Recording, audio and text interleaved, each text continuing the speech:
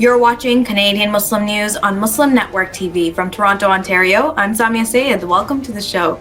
Coming up is an interview with Sister ZAHIRAH EPPARD regarding Muslim Home's latest issue on teaching boys and girls about puberty. But first, let's take a look at the headlines.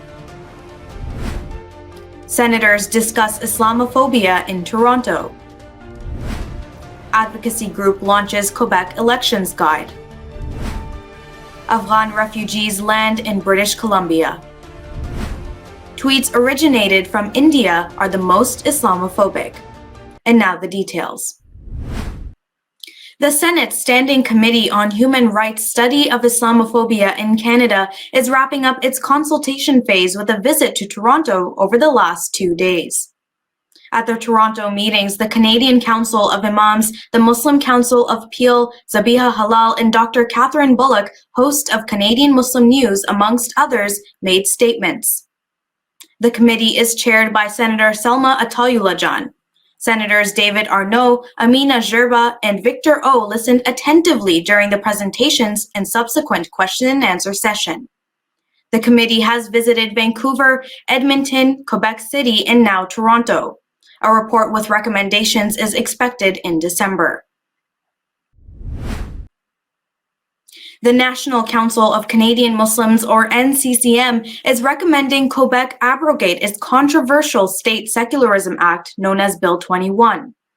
This is among several recommendations to address Islamophobia and racism in the region as part of its 2022 Quebec Elections Policy Guide for the upcoming provincial election.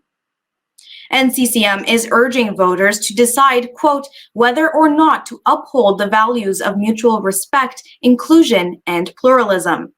In recent years, minority groups living in Quebec have been targeted with laws like Bill 21 and racist immigration policies. Muslim women are amongst the worst impacted. Quebecers will cast their votes on October 3rd. 198 government-sponsored Afghan refugees have landed in Abbotsford, British Columbia through a special charter. This is the first large group of Afghan refugees to arrive in the city. The Government of Canada has committed to welcoming at least 40,000 Afghan refugees. Over the past year, 19,000 have arrived. Archway Community Services has the contract to serve government-assisted refugees in the region. The BC Muslim Association has delivered hampers and hot meals for the first 2 days. The Archway Food Bank will further provide food and supplements. Archway has been welcoming Syrian refugees since 2016. The community services have also accommodated 157 Ukrainians so far. A report by the Islamic Council of Victoria, Australia, has found that nearly 86% of anti-Muslim posts on social media come from India, the US, and the UK. The report, titled Islamophobia in the Digital Age, notes that between August 2019 and August 2021, nearly 900,000 Islamophobic tweets originated from India. During the same period, nearly 300,000 tweets came from the US and about 200,000 from the UK. The report connects such tweets to rising racism in these countries' political leadership. After 1 year, 85% of these hateful tweets are still online. The report recommends Twitter begin screening tweets and remove those that promote hatred. And that's it for the news. Now our next guest is a regular on Canadian Muslim News. Sister ZAHIRAH EPPARD is the Director of Religious Education with Sound Vision, and she's joining us now to speak more about Muslim Home's issue, teaching boys and girls about puberty. Welcome, Sister ZAHIRAH, and thank you so much for joining us today. Thank you for having me. It's always nice to be here. Sister ZAHIRAH, tell me why you chose the theme to be around teenagehood and puberty, this issue. We know that it's very important that boys and girls have really good information about the changes that are going to take place in their bodies as they reach adolescence. And we also know that there are some cultural some cultural confusion, I think, in many instances amongst the Muslim community about talking about these topics as some kind of taboo, as something that's uncomfortable and something that's avoided. We're trying to make sure that Muslim parents have good information in their hands to move forward in a very healthy manner for themselves and for their children. And we'll talk more about the culture and the taboo later on. But in one of these articles, you gave a breakdown of tips and suggestions for parents to use when they're talking to their kids about puberty. If you could summarize some of the most important suggestions or things that resonate with you, what would you share with us? Let me start with maybe 5 because the list was much longer. But I think to start off with, you have to make sure that in your own head, you are not looking at this point in your child's life with fear and trepidation. It's really a tremendous opportunity for growth. And if we stay positive about it, so can our children.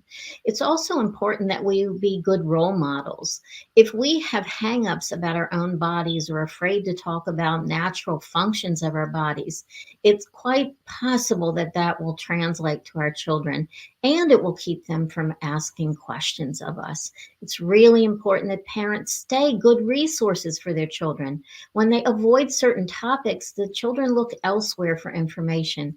And particularly in a non-Muslim society, they can find lots of information out on the internet or from their friends, but I can pretty much be assured that that is not going to be in concert with our Islamic values. And last but not least, I would say that it's critical for parents to stay present, to be paying attention to their children's words and also their actions. Sometimes the things that confuse them or they have questions about are difficult for them to talk about too.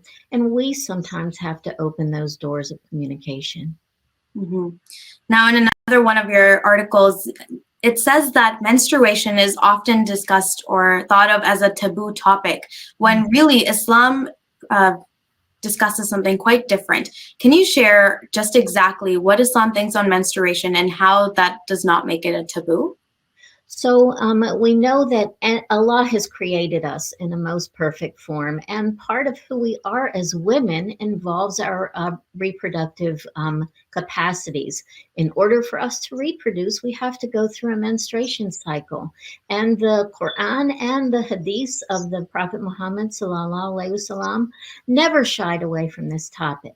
So that when Muslim families think that it's not okay to talk about these things, they're really doing so from a cultural perspective rather than an Islamic perspective. That too is true in the area of sex education. And again, that's another area that is really confusing for kids and something parents sometimes try to avoid as well. Now, for a lot of parents, this is quite an awkward and somewhat uncomfortable conversation. I've heard many times where parents will forego the entire conversation because either their parents didn't have it with them or just because they're uncomfortable themselves. What advice would you give to these parents who are feeling those? So if you are afraid of the topic or nervous about talking about it, it's okay to share that with your child. If you share your own experience, that makes you human. That shows that you also had trouble in this area, and it'll be something that they'll be able to relate to. I was a principal of a very large Islamic school, and I remember many of my staff members and also teen students talk about when they got their period or started menstruating and saw blood, they thought they were dying. In this day and age, that is just atrocious. And Muslim parents really need to push through any kind of fear or hesitation they have themselves. Really going back to that first point I made is really important. Thinking of this time in their lives as an opportunity rather than something to be fearful of. And that conversation itself, if I took away anything from the week's issue, is that the conversation that you have with girls and the conversation that you have with boys looks a little different. How would you go about that conversation? So I have boys and girls and have had to have those conversations, and my husband has had too. And so with girls, the girls are going to start menstruating, so you don't have a way of avoiding that. For boys, there are signs that are happening in their lives that you can see. physical changes. They're growing taller. They're growing maybe facial hair, pubic hair, hair under their arms, maybe even their voice is changing. Their moods are usually changing too. So there's lots of outward signs that that will alert you to the arrival of puberty for boys. But menstruation is something that's going to come whether you like it or not if you have daughters. And so you're going to have to be buying feminine hygiene products. You're going to have to be talking about cleanliness. And in both of these areas, not only are our children changing physically, psychologically, and emotionally, but also spiritually. When puberty hits, they are required to pray. They are required to fast. They are accountable for their sins. And it's important that we lead up to this time with good information. So these are not changes that happen without any forewarning or without any opportunity for discussion and information. Another thing I wanted to point out, we had a book review in this issue as well. And that was for a book called Guy Stuff. And it's a great book about the details of the physical, psychological changes. It's written by a non-Muslim. Books on these topics are great to have around because your children can consult them themselves. And if you make them available, you can also say, if you happen into anything that you have a question about, I'd love to talk to you about that. Mm-hmm. You know, culturally, I've noticed that it falls often on the shoulders of the mother to have these conversations with her child. But based on what you just said, it seems that both parents have to be involved.